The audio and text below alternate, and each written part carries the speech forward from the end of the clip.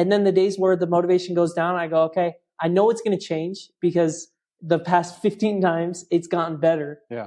But I know that the lack of motivation will go, but I'm so grateful that I built up the discipline that I know I'm going to go. Yeah. And so, this too shall pass.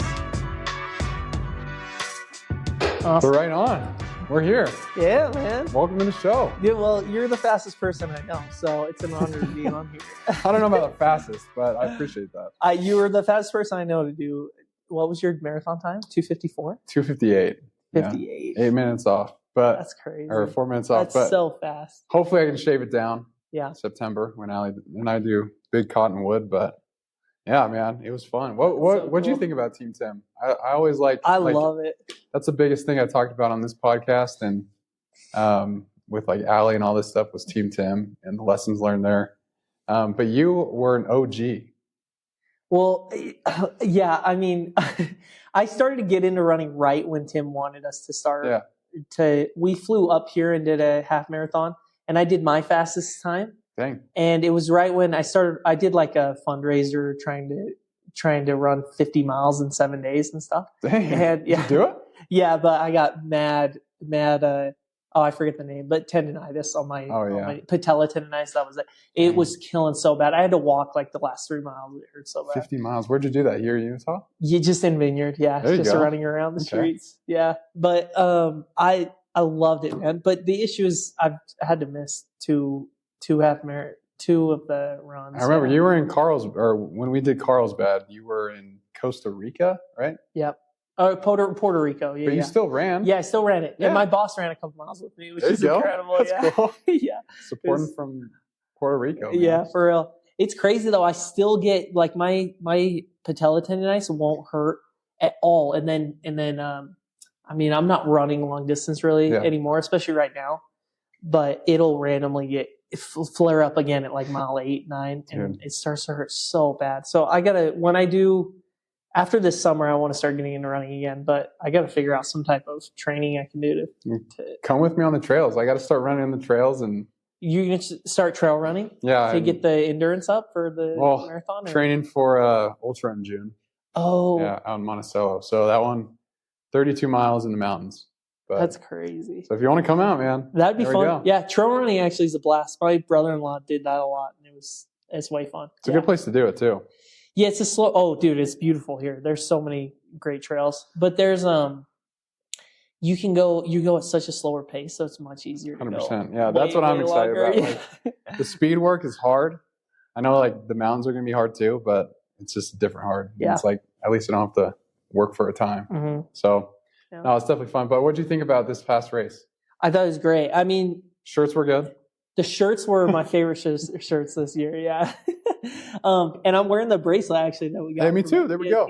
Let's go. Yeah, I love it, dude. It's so cool to see how many people still missed him, still want to support him and stuff. And I know that Tim probably would want it to be different, where as far as I'm not even training at all and I just run it, but it's just a simple reminder that he wanted us to push ourselves. Yeah. And what I think is cool is like, even beyond Tim, like my brothers never knew who Tim was, but they're all running it for him. Yeah. And it's like all these people who come out there, they don't really know. Like some people who ran this past race didn't know Tim. Yeah. They just know of like his legacy and stuff. And I think that's super cool. Yeah. They're all coming out there for a purpose. Yeah, for real. My biggest fear is that I could be as wealthy as I want to be, but if I haven't impacted anybody, that is such a shame. And Tim really, I mean, I got to live with the Murphys for 4 years, and Tim was I just looked up to him so much. And the lessons that he taught Blake and I mean, every day he would sit us down and say, I was thinking about this, I want you guys to think about this more in your life. He's the one that got me into aviation. And so, I mean, forever indebted to him, but yeah, it's just the legacy that he left, the people that he inspired, and the 40 people that are running this for him. It's just the coolest. Oh, yeah. And hearing like the stories that people share too of like how Tim impacted them, it was unreal. But hold that thought about Tim, because we're going to come back to, I have a question about that. Yeah. But until that point, I want to ask you, what's it like to be the CHO? The Chief Hype Officer. I know. Because it's going to lead into our first part. Okay, cool. Yeah, chief hype officer. So it started, I was trying to come up with my bio because whatever, on Instagram, I had people visit my account, but I would never get followers from it. And so I was talking to a buddy who is an entrepreneur and stuff, and I was trying to get advice on what to do. And we figured that I needed to have my bio be a little more catchy for people to see, like, what was it? And I just want to inspire people to be motivated, to be happy, because I am such a glass half full guy, you know? And so I don't know. It was my buddy Rigdon actually that thought of the chief hype officer. There we go. And I loved it so much. And sure enough, hopefully my job eventually will give me that title at the company. But, but until then, I'll have to wait. But I added that. That was my first question is, tell me about your CHO role that you currently have. But I guess we should not. I didn't even introduce you. That's my bad. That's fine. I mean. So, yeah. I mean, do you want to go ahead and like say who you are? And yeah, sure. So do I look at you, by the way, or the camera? Whatever works. Okay. Yeah, we'll cut it up. Okay. It'll work out. So I am, my name's John Nelson. I was born in Montana, and then my family moved around a little bit. Grew up in St. George, Utah. Then when I was 16, we moved to Arizona. And then I served a LDS mission in France for 2 years. Came back, played college tennis, and then left college, dropped out, and went to flight school. And that was where my life completely changed. I fell in love with aviation, and then I went to commercial airlines for 3 years, and then moved back up here to go work at SkyWest Airlines. And then I was actually transitioning over to Allegiant Airlines when I met this family that I now work for. Nice. And they got 3 planes, they got a jet, and it's the funnest life ever. So I love it. And now you have a very popular Instagram page. It's Pilot John. Right? It used to be John Nels, but I changed it because I wanted to just full send it for the pilot page. It's just sometimes I feel so conceited, but that's Allie and I talk about it all the time with like imposter syndrome and stuff. Like I feel that same way with this podcast. Who am I to tell people like, oh yeah, go get after stuff, like be consistent, like all this stuff, but it's important. Like you're building a brand. Yeah. I mean, I think that's part of it. That is so funny because when I post videos flying and stuff, I don't give it a second thought. Yeah. And then just in the past 3 weeks, I've really been so thinking about things that inspire me so much, you know, and deep thoughts I've had. And I realized I wanted to share them on social media. Yeah. And there was so much anxiety about like, why do you think that you could motivate somebody, you know? It was like, geez, maybe this isn't a good message to share. Like, I'm not some motivational speaker or anything, you know? And so I kept thinking like, dude, who are you to think that you could share this or anything? The one thing though that inspires me is I go, okay, well, what's the worst that it does? Nobody cares. Well, if nobody cares, then everybody forgot about it. Yeah. Right. And then what's the best they could do is one person could be like, this helped me. Yeah. And then it's like, it's all worth it. 100%. And sure enough, the first video that I posted, somebody messaged me and said, thank you so much. I really needed this today. And I was like, dude, how powerful that feels. It's such an empowering feeling to feel like I have a voice that can inspire somebody. 100%. Yeah. It's lovely. I had that same kind of experience the other night. Allie and we were at dinner, and I do the same thing. Like I post little TikToks and Instagram reels, and not really much comes from it. Yeah. But this one guy posted, and he's like, it was something about like the content was, you know, if you slip up, just get right back on the horse. Like, don't think anything of it. Just keep going. Like, it's the daily consistent progress that changes things over time.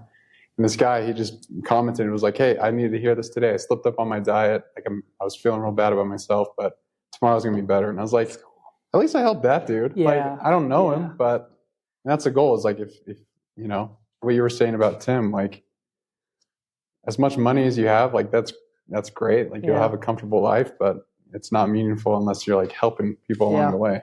Mm-hmm. So I love that. And I'd say keep doing it. Like, that kind of stuff is good. Like the world needs more positivity and a cheap hype officer out there.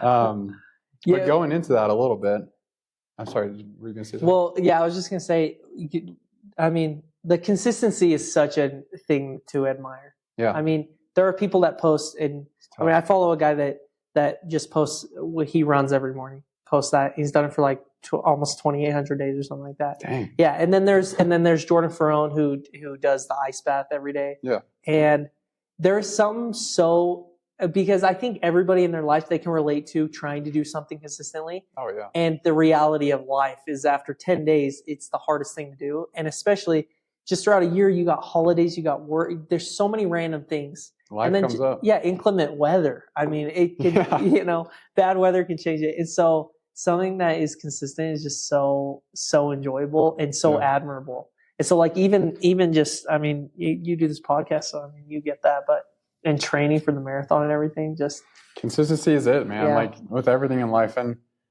like, if you want a goal, I have this quote. So I told everyone in the last episode, I'm writing a book right now. Yeah. Sweet. And I was writing the other night and I wrote this quote, and I'm not saying it's great, but while discipline initiates the journey towards the goal, consistency is what carries us across the finish line. Yeah. Like that's what does it. Like you can have a goal, but you have to remain consistent, and it's hard. Yeah. But it's the hardest part. Mm-hmm. Going back to you being the chief hype officer, though, one thing that I've noticed about you is you are incredibly, one, easy to talk to, two, very personable. My first experience of this with you was when Allie and I were getting married, and we had our like little family dinner a couple nights before the wedding. Yeah. And my 93-year-old grandma is sitting across the table from you. And Grandma Jeej, she became your best friend. Now she's even in your Instagram picture. Like, it's the best. But like, something I really admire about you is you take genuine interest in people. And I wanted to know, like, do you know where that came from? Like, well, thanks first of all. And Grandma G, she's my hero. Man. Shout out to Grandma G. Yeah, dancing with her on that dance floor is the funnest thing. The funniest thing is the times that I feel I'm being the most personable and the most fun and the most caring about other people, like getting to know them, wanting to ask them, is when I'm the most confident in myself. And I don't know why, but I think a lot of times when I get insecure, feel insecure, I just start thinking about myself more and more. And then I don't feel like I don't know. I don't even think about like, oh man, I should reach out more. I just am thinking about myself all the time. So it's not even something that I feel like but then the times where I'm feeling confident and I'm like, dude, I hope that this person's doing well, or I'm meeting somebody. And I'm like, how are your goals, your dreams? How's life working out for you? You know, because we're all just experiencing this life that is so bizarrely hard and beautiful at the same time. And it's just so random. And I feel like particularly I don't know why God saw fit, but he's been giving me just opportunity after opportunity to have a fun, successful life. And so it's like, well, Tim looked out for me. I want to look out for others just in the same way. And so, yeah, I mean, I don't know. I think my dad, it all started probably when I was growing up, because I remember my dad served a mission in Samoa, and we went to a Samoan ward in St. George when I was like 8. And I just remember my dad we would stay 30 minutes after because he just wanted to talk to people. Yeah. And probably brush up on Samoan. But yeah, it probably all started there. And then my mom was just always a sweetheart talking to people. And when people would knock on the door, she would just always chat up a storm. I don't know. My parents talked a lot. So I think that kind of gave me the talkative side of things. And then I don't know, on my mission, I experienced so much loneliness that it's not an emotion I ever want anybody to feel again in their life. And so I always think, man, if I could make a difference in somebody's day where they felt like somebody thought about them or cared about them or something, then I would do it. Because loneliness or feeling like you're not cared about is the most heartbreaking feeling anybody can feel in this life. And I felt it before, and it is heartbreaking.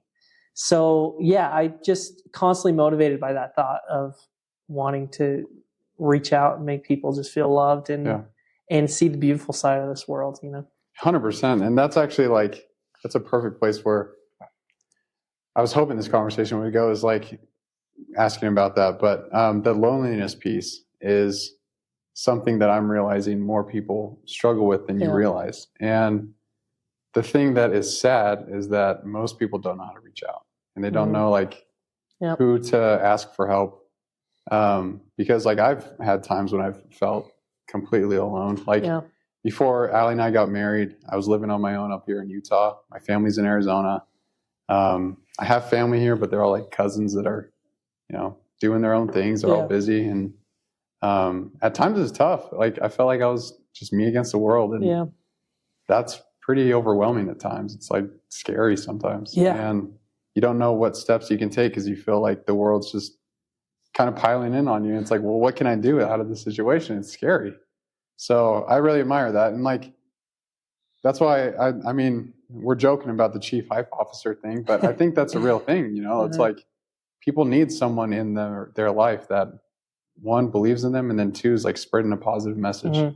Because like I said, the world is just full of like negativity and sadness. And I just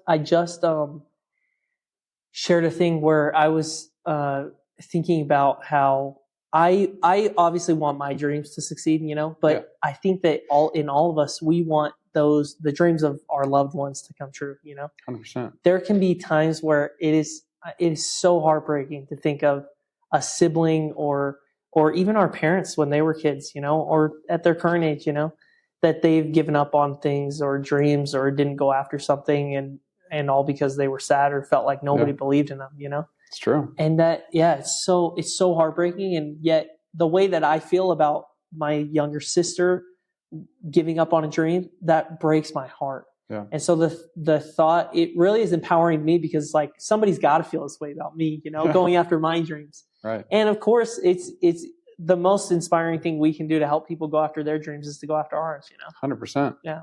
Allie and I talk about this a lot. Like, one, being your own biggest cheerleader. Yeah. And that was a lesson that came from Tim. Like, you got to hype yourself up. Yeah. Like, take care of yourself. Be excited about the things that you're doing.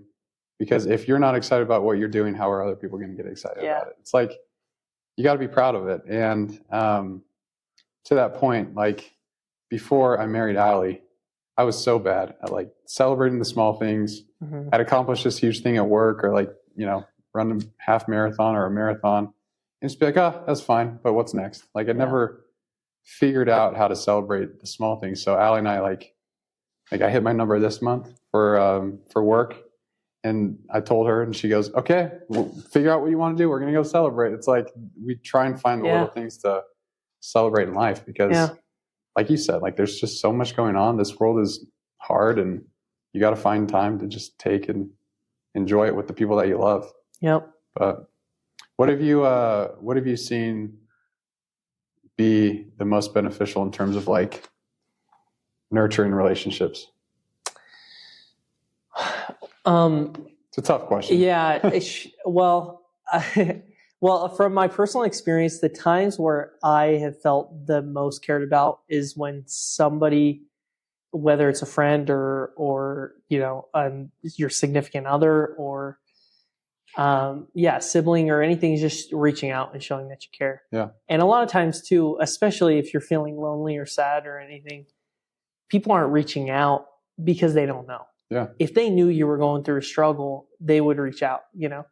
And so showing that you care and spending the time, you know, I mean, with Janessa, my girlfriend, she's got a full plate. She does her own podcast and then she has 2 kids. And so she is always focusing on others and especially with the kids. I mean, they're full plate and she's got to make sure that they're taken care of.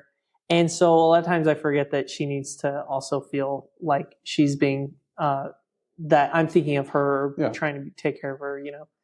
And so small acts of service, just letting them know that you think about them and care about them is so crucial, especially with her kids. I mean, I struggled getting close to them for the longest time, especially I had anxieties about trying to make sure that was really what the path I wanted to go down. And the moment I started to think about the kids and make sure that they know that I cared about them, they reciprocated it immediately, you know? And they just... Kids are the best with that because they can sniff it out if it's fake at all. They can sniff it out for real. Yeah. I mean, I thought too, getting them gifts would be the perfect thing to win them over immediately, you know? And maybe it helped, but I give them a gift and 5 minutes later, they've completely forgotten about it, But it's the quality time, the spending the time with them, hanging out with them, letting them know that you care, that slowly builds up over time. Yeah. And that's the same way I feel that it works when Janessa and I are feeling our strongest, our closest in our relationship is that same way. Yeah. And I feel that exact same thing. It's like the little things. And I had a conversation with one of my mentors. He was telling me the story of like this couple who had been together for 25 years and they separated after 25 years of marriage. And the wife of that couple went to his wife and just started telling him the situation. And it was like, they stopped doing the little things. Like they stopped going on date nights. They stopped telling each other that they loved her or, sending notes throughout the day to each other. It's just like little things that you don't think mean something that actually do. Like over time, that's what builds up. And it's like that consistency. It's like, if you're not doing those little things, it's going to pile up. And, I actually had an experience with that. Like I won't share the friend, his name, but like, found out one of our friends, you know him, but I'll share it. He was struggling with something for a long time and no one knew. And like for me, like I had no idea, and I would have reached out, like you said, right away if I knew he was struggling with something, but I had no idea. And like as soon as I heard about this stuff, like I felt so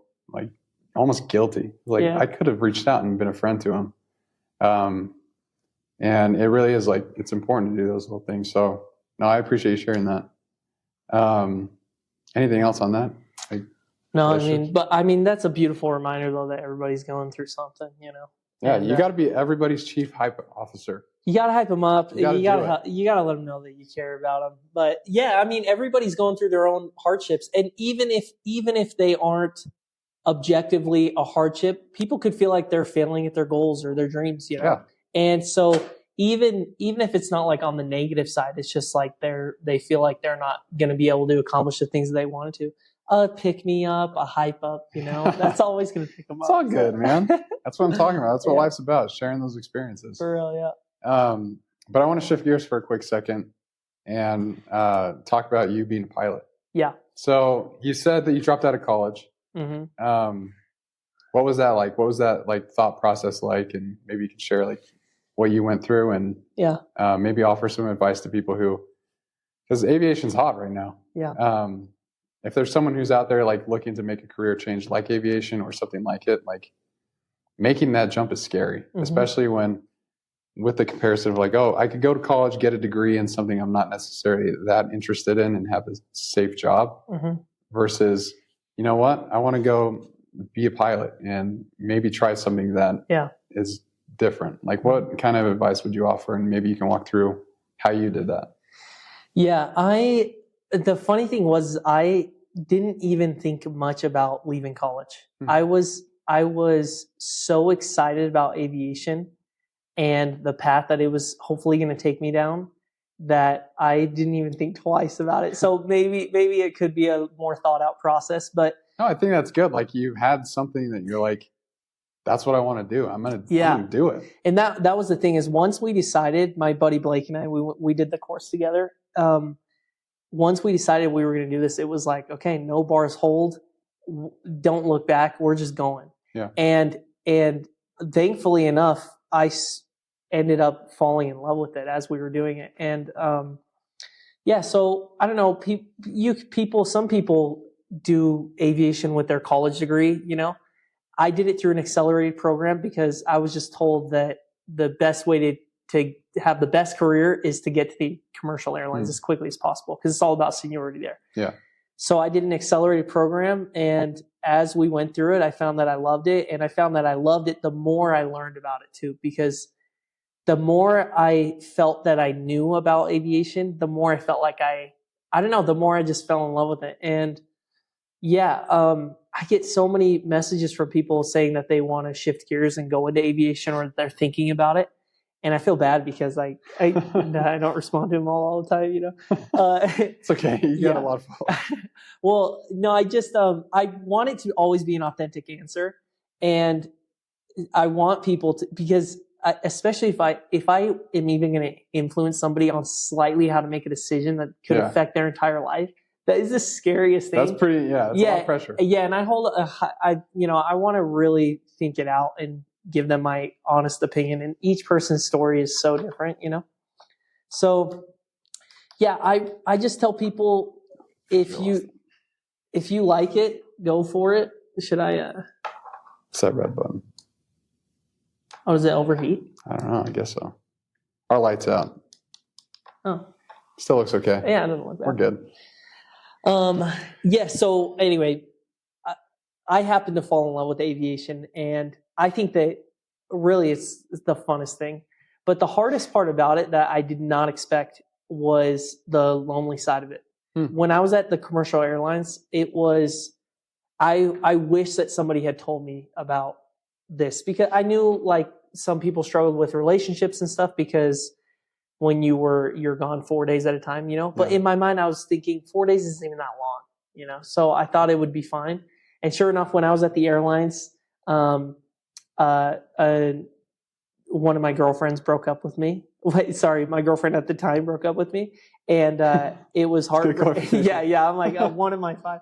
No, so the girl that I was dating at the time broke up with me, and then I had moved up here to go to SkyWest Airlines, and then I was gone 4 days at a time, and I fell into it, and I just felt so sad. Yeah. And I was flying with another pilot that you never know, and so you're always catching up with them every day, and it just felt like I wasn't close to anyone. Yeah. And I felt so alone. And then you're going to places too that you've never been before, all these small towns across America, and I did not expect that whole side of it. And it was pretty scary. So whenever I give people advice, I tell them to think about that, because I'm a codependent person, and I just love, I love just talking with people and getting close to them. And I felt like I was constantly resetting every work trip and having to get to know people again, so it was tricky for me. And now I got this great job where I have a co-pilot that I work with, and so we have this great relationship together. But yeah, that's a tricky side of it that I did not expect to happen at all. And in fact, it affected my buddy Blake, and now he's figured it out too, started his own flight school. And Allegiant Airlines, I always tell people, if I wasn't doing what I do now, I would just go straight back to Allegiant, because you're home every day, and it totally takes out that whole side of it. But, that's tough. And I feel that too. Like sometimes when I'm on work trips, I'll be gone for 4 days, like you said. Yeah. And then when I'm done at a trade show or something, or all my meetings are done, and you just go back to the hotel room, and you're like, this is it's just me and myself. Like, what do I do? It's hard sometimes. But what advice would you give someone who is kind of going through that right now? Would you say to look elsewhere, or what would you say? What got you through those hard times?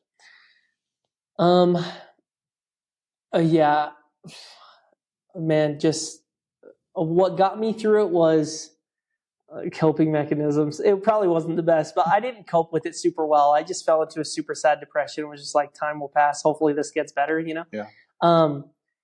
What I tell people though is, because a lot of times I get questions like, is there really a pilot shortage? Should I do this?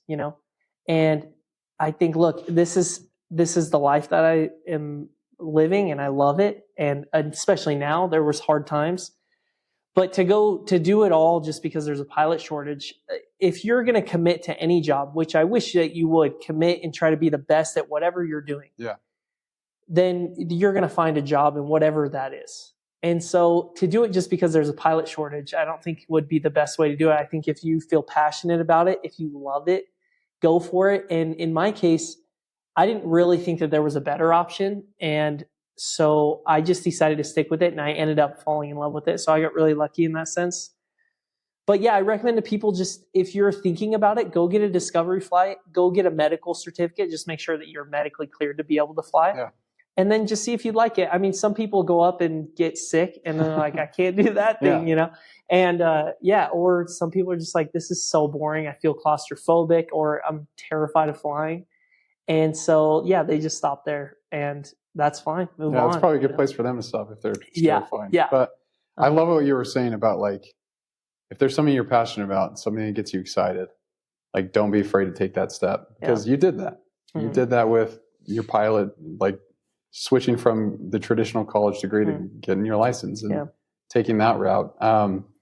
Maybe I can ask you like what advice you'd offer someone who might be in that circumstance or that situation, who has something that they're excited about, doesn't know what the outcome could be, but is very passionate about it. What would you tell them to do? I would say have faith that God is going to help you go after your dream and be successful about it. Especially the way that the world works now with social media and people sharing the things that they love to do. They're able to make careers out of, a painting, which was back in the day, people didn't get famous until long after their deaths, or it was a very select few who were super famous, Yeah. And so that's aided people in being able to actually go after their dreams and not just going after an office job that would get them money, even though it's nothing they're passionate about. So I think that you just go after your goals and go after your dreams, something that you're passionate about, in full faith that God's going to help you succeed and go after it. And two, like what we were talking about earlier with consistency and passion, if you're passionate about something, there's nothing more admirable than 100%. Somebody that is consistent and passionate about something, especially if it's something that a lot of people don't, that people don't see maybe the love for, or maybe don't understand at first. Yeah. But then as they see your passion for it, your excitement, it gets them excited about it. 100%. And so I think just having faith that God's going to help you with it is the best way to go about it. I've been trying to focus more on like at least a little bit of God in this podcast, because I attribute everything that I have to God and Him giving me like one direction, two, like people to reach out to or things like that. Like I think God puts things in your life and puts you through experiences to shape you into the person that you are. And with you like taking some of these steps and everything, what role has God played in your life? Well, yeah. That's a big one. It's a loaded question. A very big I love question. it though. I mean, like I said earlier, I feel that God has had a hand in my whole life, because I feel so fortunate to have a family that has loved me, siblings that I love and care about. I mean, some of my siblings are my best friends, and then just the life that God's helped me be able to create for myself. Yeah.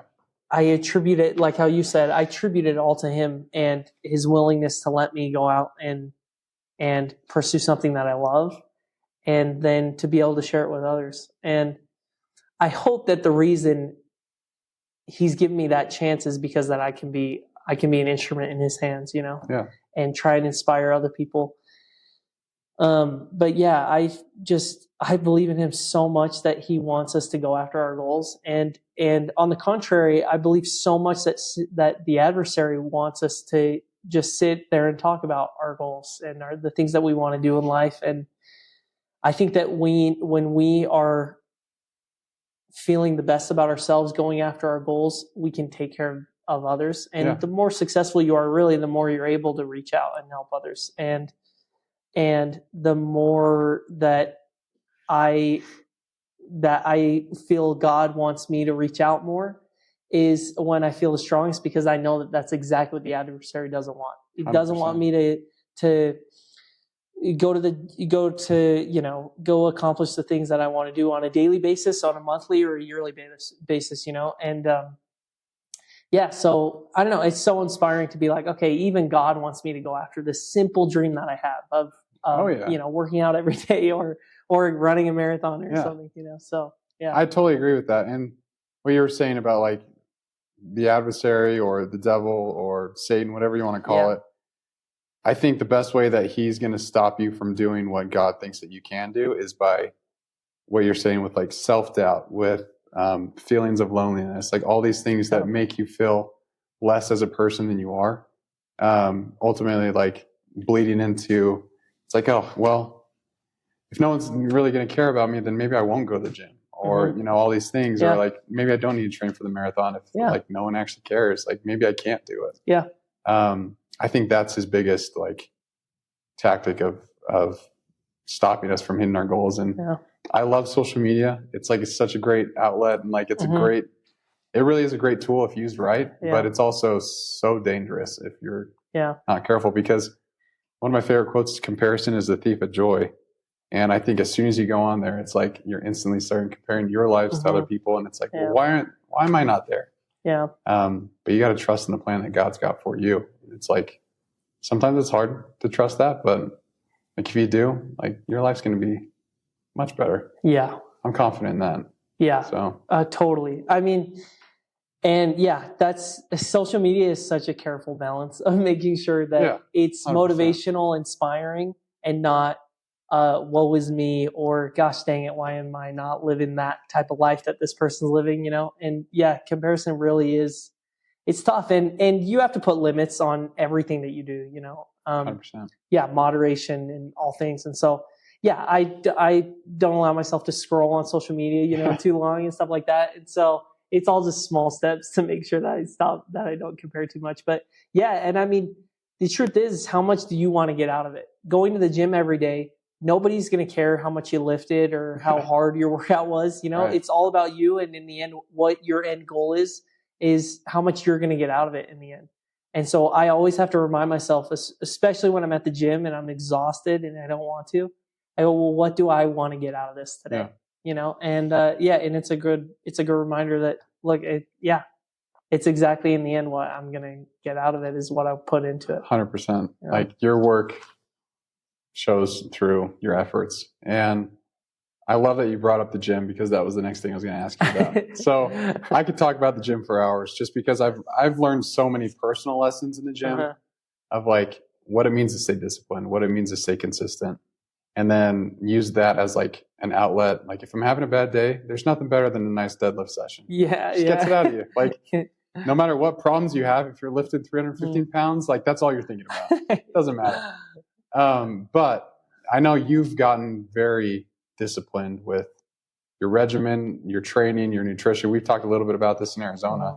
But what has the gym taught you? And like, you can share like what you're working towards right now if you want, with like your competition and stuff. But I'd love to know kind of the lessons you've learned. I mean, I got into fitness when I was like 21, and I always wanted to do a physique competition just to be able to see how far I could push myself physically. And so I am finally doing it this year, and June 1st is the competition date here. Let's actually go. In Utah. Yeah, I'm so excited. I'm coming. Yeah. Oh, sweet. I hope you guys do, for real. Yeah, I'll be there. But it's so funny because I knew I wanted to work out every day. Yeah. And I would notice the days that I didn't work out, I would feel a little more anxiety. I sometimes have too much energy at night, where I would then struggle sleeping that night, And deciding to do this physique competition has changed. I mean, my workouts are so much more disciplined now, because there's this goal that I'm going after, and I want to get it so badly. I want to attain it. I don't just want to show up for the physique competition and be like, I did it. I really want to go after it and see how far I can push my body. Yeah. And so it's been probably the most fascinating thing to me is my motivation for it goes up and down. I mean, there are days where I'm like, this is it, dude. I'm done. I'm over it. I don't want to do this anymore. And I built up, though. I've gone to the gym on my, my training days. I've been as consistent as I could possibly be. Sometimes when I'm gone for work, it's a little more difficult, and I'll just work out in the hotel room or something. But I know that when I'm home, I am going to the gym. Yeah. And so even on the days where my motivation is rock bottom, don't care anymore, and I think I'm not even going to do the competition, I still go to the gym, and I still put in my headphones and I listen to something instrumental, and I decide to just slowly work out, and I slowly become more inspired and go, this is it, dude. If you are not pushing yourself, what are you doing? Yeah, and so I slowly remotivate myself, and it's gotten to the point now where on the days where my motivation is super high, I'm like, God bless, thank you so much. Let's go do this thing, you know? And then the days where the motivation goes down, I go, okay, I know it's going to change because the past 15 times it's gotten better. Yeah. But I know that the lack of motivation will go, but I'm so grateful that I built up the discipline that I know I'm going to go. Yeah. And so, this too shall pass, I guess, is the point, is the hardships, the 100%. lack of motivation, anything. It's like, thank you, God, for helping me have this discipline that I've built up doing it. And I hope the motivation comes back soon, because it's way more fun when there's motivation involved. It's way better. But like, yeah, I mean, it's so hard. And I think anybody who like seriously trains will tell you that motivation comes and goes. Yeah. And I think anyone who sets out to achieve a goal or go after their passion, they might not be ready for that. Like the times when the motivation is super low. Yeah. And they have to get started somehow. Have you ever heard of the 10-minute rule? No. So this is like, I think it's meant for running, but I think you can apply it to literally anything you do. The 10-minute rule is, if you feel like you don't want to run, you're super tired, your body's hurting, just start 10 minutes really slow. Right. And then usually you'll get into it and you'll want to keep going. Same thing with like work. When I told you I'm writing a book, like sometimes it's so hard being like, at the end of the day, I'm just going to sit down and write 200 words. But as soon as I go for like 10 minutes, I'm flying. Yeah, you're into it. Yeah. And I think it's just like overcoming that resistance. And as soon as you do that, it's like, you know what? Maybe I can do this. I can keep going. Yeah. And that discipline and that consistency just naturally starts to build up. So when the days like you're saying, like, well, I'm home, I don't want to go to the gym, but I said I was going to, like, I'm going. Yeah. Like no matter what. And that takes time to build up. But if you can successfully like figure out how to maintain the motivation, especially on the days when that's the last thing you want to do, then you can use that as like a superpower. And there's not a lot that can stop you. Because like you said, we talked about it in the beginning, like life happens, things are going to come up. Yeah. Motivation's not going to be there all the time. Like I've been thinking about this a lot with training and stuff. Like it's definitely a couple years down the road, but like when Allie and I have kids, like that's going to throw a wrench in everything. Yeah. Like I'm not going to be able to wake up at 4:30 and go train as much as I do. Like that'll probably be an hour workout, and Allie and I will probably have to work schedules out. Like she might be flying, I might take care of the baby, but I mean, I've decided though that I'm someone who's always going to train. Yeah. And so like I'll work it into my schedule, but I think that's important. And one thing that's actually like, I saw this post that you put up the other day where it was like, correct me if I'm wrong, but it was like 2011 or something like that. You were just this little skinny guy. Yeah. And now you've built up. 2015. 2015. Now you've built up some serious muscle and stuff. Thanks, and like, yeah. What's been I guess, how have you felt with like looking back at who you were in 2015 to like who you are now? What's that been like, knowing that you've put so much work into this, knowing all the days and hours that you spent in the gym and hours you spent in the kitchen, because that's also equally as important. Like, how does that make you feel? Oh man. Honestly, it makes me feel proud of myself, which is it's a crazy thing. Yeah, man, I don't want to cry, but there's been times where I've looked back and been disappointed. Yeah. Where it's like, man, I just wasted those few years.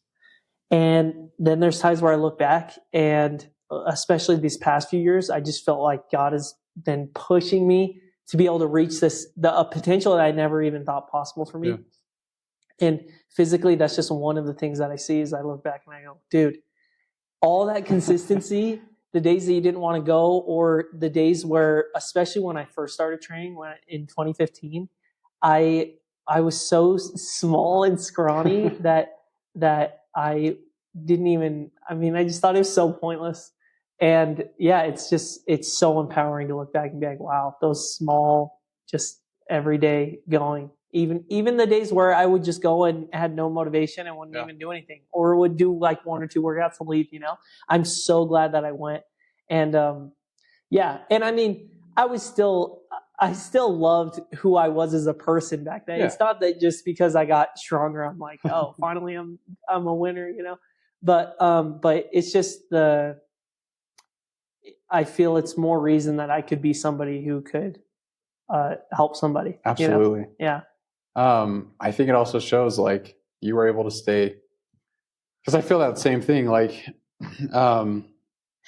when I was like back in 2021, I don't know if you know like the full extent of like my health stuff that I went through. Yeah, I know some of it, but yeah, but my sister-in-law, she got me to sign up for my first half marathon, and I was going to run it. And this was a time when I was like pretty sick, but I was like, yeah, maybe I could go do a half marathon. I started like running on the treadmill a little bit, 11-minute pace. Yeah. So that was my pace back in the day. Trail running, yeah. Real slow, but ended up like we went to the doctors once, and I told him, I was like, yeah, I got this half marathon that's coming up, doing this big thing. And he's like, you should not do that, because if you do it, like there's high potential that your heart could stop. Because at the time I was like 135 pounds. Yeah. It's crazy. I'm 6'3". So it's like you were insane. I could fit my skin and bones. Yeah, I could like my bicep, I could do the pinky thing. No way. I'll show you pictures afterwards. It's horrible. Wow. But, anyway, so like I was told that like, don't run because you could die. Yeah. And now it's like I've gotten healthier, I've gotten better, and now like I've been putting in serious training, and then like I just ran a sub-3 marathon. Yeah. And I'm not trying to hype myself up or anything like that, but it's like what you said, like, you know what, I'm proud of the journey that it's been. Like started from the dust and now I'm qualified for Boston, which is cool. So it's like crazy looking at that progress. And if you could go back and tell 2015 John one piece of advice, what would it be? I've thought about this, and I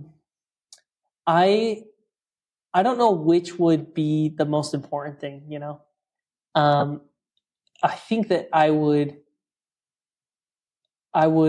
want to say something. I mean, I don't know what it would specifically be, but I would want to remind him that no matter the ups and downs, try and stay as close to God as I can, because despite the success of my career or the success physically that I felt in my life, there's been times where I've distanced myself from God. Yeah. Just not in like I don't believe anymore, but just don't praying or not trying to go back to him every now and then. I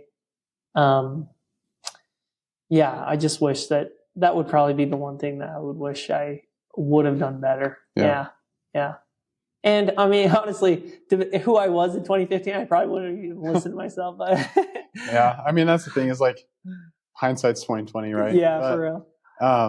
I think that's a good point, though. Is like, and it doesn't necessarily have to be God. I would suggest that I believe in God, and God's changed my life. But what I would say is like, I think people just need to live to their values and be proud of the person that they are. Yep. And for me, like aligning myself with God has helped me be proud of the person I am. Yeah. And so, I think that's great advice. And it kind of goes into like the last thing I wanted to talk to you about, which is pivotal moments that define us. Yeah. I know you wanted to bring a quote out. Mm-hmm. You want to share it? Yeah. So it's by Robert Browning, but it's I was going to pull it out, but honestly, I think I got it because it's very fun. Right, let's it's but a man's reach should exceed his grasp, if not what's heaven for. And it's the most beautiful quote to me, because I'm reminded that God also wants us to go after it, reach beyond our wildest imaginations, Yeah. And I believe in heaven. I believe that there is already something that's way beyond my imagination that is so good beyond my belief that I don't even know what it could be. Oh, yeah. And so if I believe in that already, then I need to believe that I'm capable of doing something beyond my wildest imaginations here on earth. And the thought of I love that. That's so good. It's a great quote. I so love good. it so much. And you have to send that to me. Okay, yeah. But it's so inspiring. And I just think, dude, God is, or whoever you believe in, the universe or whatever, is pushing you forward, wants you to go after it. But the adversary wants the dead opposite. Yeah. And so I'm constantly just thinking, I got to go after it because I already got a supporter, you know? And then if I believe in it, who's stopping us, you know? Yeah. And so, yeah. I love that, man. That's so good. And you have to believe in something, because otherwise it's like, you know, it's going to be hard to get excited about life if there's not something that you have hope in. Mm-hmm. And for me, yeah, it is like a heaven. It's living with my family, you know, in the next life, and celebrating that with them. And but to your point, like, God wants us to do big things on this earth. Mm-hmm. And I think part of him wanting us to do big things is sometimes he puts us through hell, sometimes, like literal hell, it feels like. And it could be, you know, that lonely chapter that you talked about as being like a pilot, or being in France. Some of these hard things that we go through, for me, it was like a pivotal moment for me where I had to turn to God was when I was sick. It's like, I don't know what to do. Yeah. Like, it's in your hands. But I know it'll be better in the end. Mm-hmm. And like having that hope. Yeah. Because I feel like that experience I had to go through made me a better person, someone like I could relate to, who might be sick, or it also made me feel like one of the reasons I run Team Tim and like run for cancer and mm-hmm. and show people like you have support is because when I was sick and like I couldn't do that, like that would have meant the world to me. Like to have someone out there who's showing me like, hey, you know what, you might be going through this, but there's people in your corner. Yeah. And sometimes he puts us through difficult situations so we can, like you said, be there for other people, and shape us into the people that we can become. Yeah. It's definitely a lesson that I've learned. It's been a hard one, but as you accept God's will, he's gonna test you. Like, he's not shy with that. Yeah. But if you trust him and you believe in what he's pushing you to do, you'll come out as a better person. Yeah. And be able to take your experiences and help someone in need, help someone who might be less fortunate, or help them realize that their goals aren't out of mm-hmm. their reach. Mm-hmm. So yeah, and that's just it too. God wants, he's going to put us through some tough things. And I like to think of it, well, okay, there's going to be somebody in my life later on that I'm going to be able to relate to them with on this subject. This was a hard thing that I've been able to experience and overcome, or whatever it was, you know? And so it's all in preparation for something later on. Yeah. And if you see it like that, then the good times, it's like, dang, this is awesome. And then the bad times, it's like, all right, well, let's learn this lesson and I'll be able to inspire somebody later on in life. 100%. So it's all empowering. Do you have an experience off the top of your head where you were able to do that? You don't have to share if you don't, but it's too personal. Yeah, let me think. Because there's a lot. Yeah, it's tough. I guess they all feel pretty surface level, but I get, well, there's not one specific, and they all feel pretty superficial, but I do get messages every now and then that people are in training about aviation, and they're nervous about the career that they're going forward with and that they've decided to do, and it's really hard, and they're scared that they're not going to be able to do it. And then they get worried that it's not even going to be worth it in the end. And I've had some people message me and say, thank you, because this is exactly what I'm hoping my life can be like. And it's inspiring me to go after this despite how hard this class could be. Yeah. Right. And there's nothing more inspirational for me. So it's not that I've changed one person's life, but it's just helping people along the way. And I think that answers the question perfectly. Like finding the experiences that you've gone through and then helping people who are going through the same thing. Yeah. So I love that. And something I'd actually love to ask you about is mentorship, because like from our conversation, like I could tell you're definitely gonna be someone's mentor at some point. Like people are already reaching out to you. Thanks, man. I've had a couple of people who have like asked me a couple of questions, and I'd love to be someone's mentor, like help them out, walk them through life, because I've relied a lot on my mentors. Yeah.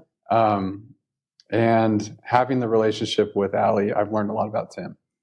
And so I would love to hear kind of some advice that Tim gave you that has helped shape your life, or ways that he directed you to become who you are? Because it sounded like he had a pretty big role in helping you become, the man you are today. Yeah.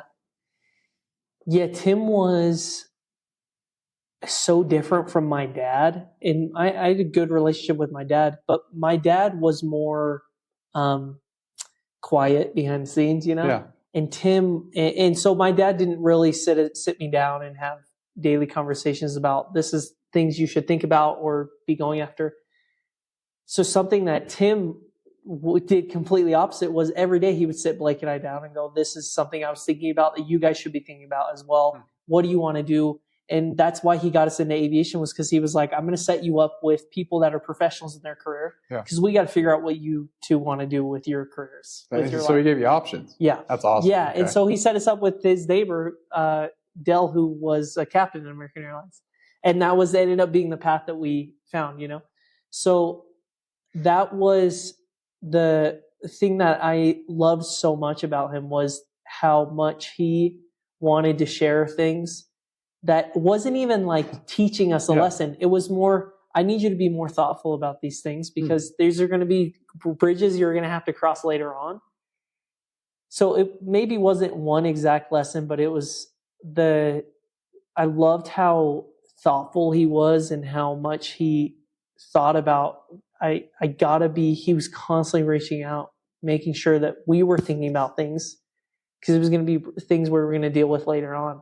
Showed how much he cared about others, how much he thought about others, and how he was constantly thinking, okay, this is good. Who should I share this with? And that's been the beauty of social media, is I'm sitting there, reading things, or I'm thinking about things, especially on these long flights. I sit there for 6 hours and I'm thinking about something so in depth.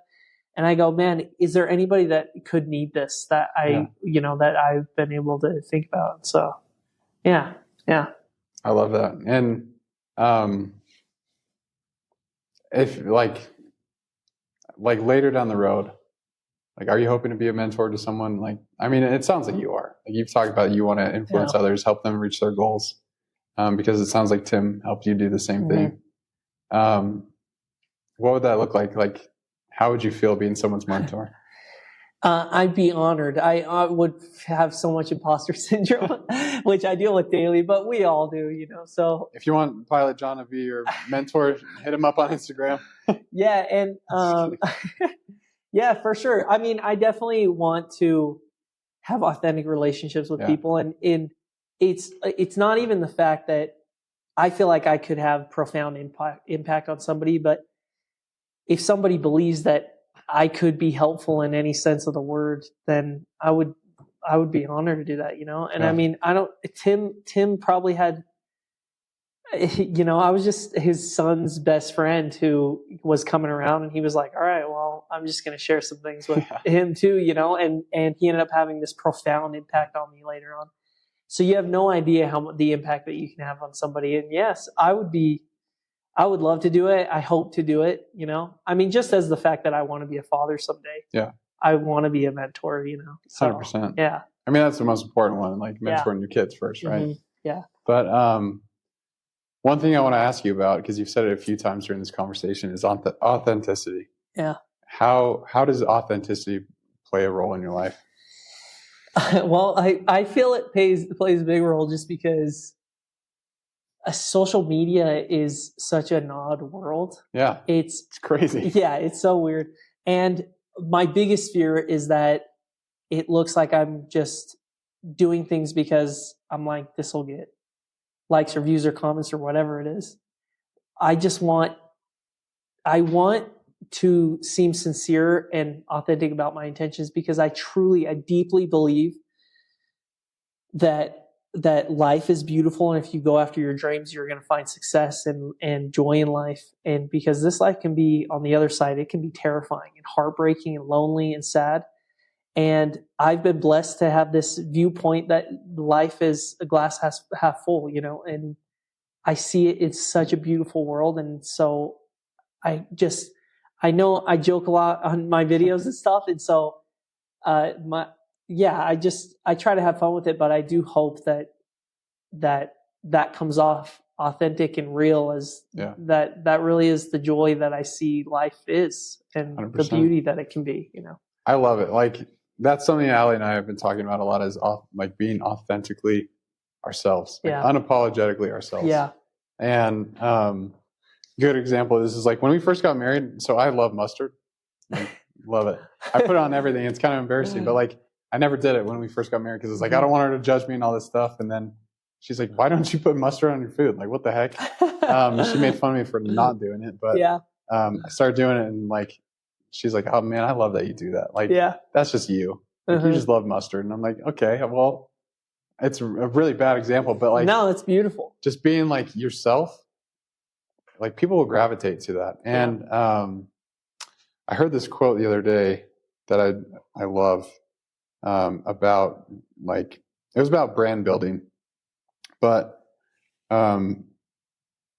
this guy was talking about, do you know who Nick Bear is? Yeah. So he was sharing on his podcast, like, he felt that he lost his authentic self in his company because he stepped down from the CEO role and became like brand officer role. And anyways, he switched back to CEO, realizing just like the company was losing who they were, that kind of thing.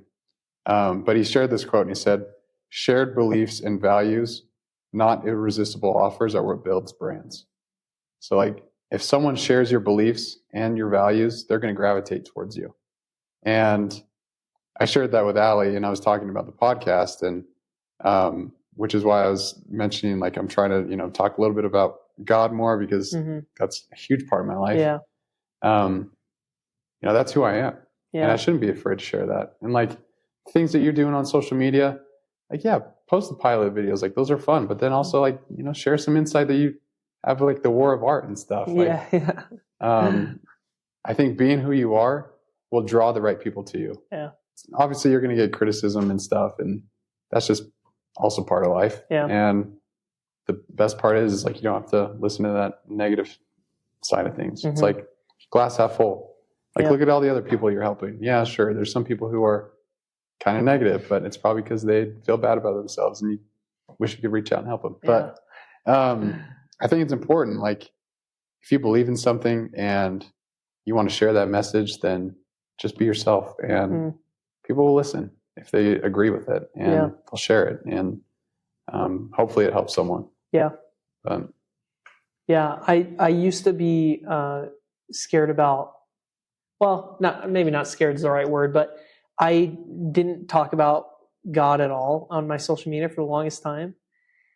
In just the past like 6 months, I've decided that I want to talk about him more because he's played such a big role in my life, and so it's something that I do want to talk about more. And because I was apprehensive about it or hesitant about it, whenever I would see people post about it, it was so motivating to me, because I would be like, man, I love that you are unabashedly yourself, and you're just showing the world what you believe in and what you want to do. And it's what's important to you. Yeah.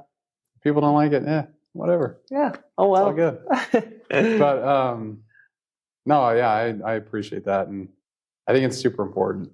Like, you got to try things that scare you a little bit, like trust in God's plan. Yeah. But I love what you said. Just like, know that there's bigger things out there for you. You just got to take a step. Yeah. And there's this other quote I really love, that fear is a mile wide, but an inch deep. And so it's like, as soon as you step into it, you realize, like, it's not as bad as I thought it was. Yeah. And so just keep going. I like that. And that's like the point of the podcast, and like getting after it is like, one, to bring on people to like share their experiences. And then two, it's almost like a diary that I wish I would have had growing up. Like, there were lessons I wish I would have known a little bit earlier in life. And so if I can help other people learn them faster, then, it just helps a little bit. But anything else you want to talk about, John?